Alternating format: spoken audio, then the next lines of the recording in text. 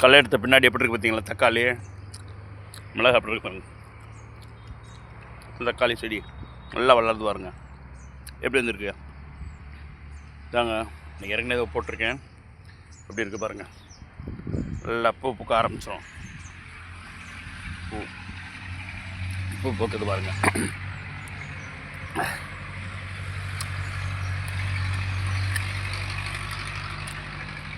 விவசாயத்தில் கிடந்து நல்ல தக்காளி மிளகாய் தோட்டத்தில் நம்ம சொந்த தோட்டத்திலேயே காய் காய்ச்சி ஃப்ரெஷ்ஷாக காய்கறிகளை சாப்பிடும்போது ஒரு தனி டேஸ்ட்டு தாங்க.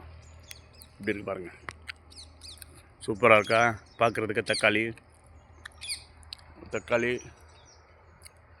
இந்த மிளகாய் செடி, மிளகாய் நல்லா களை எடுத்தோன்னா அழகாக இருக்குது, அருமையாக இருக்குது பார்க்குறதுக்கே. பாருங்கள் அப்படி இருக்குது பாருங்கள்.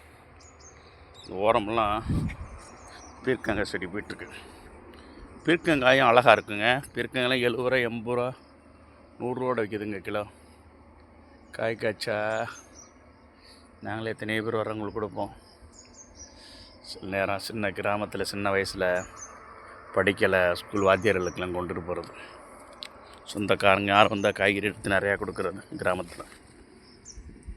தேங்க்ஸ் ஃபார் வாட்சிங் மை சேனல் சந்திரன் வானம். தேங்க்ஸ்.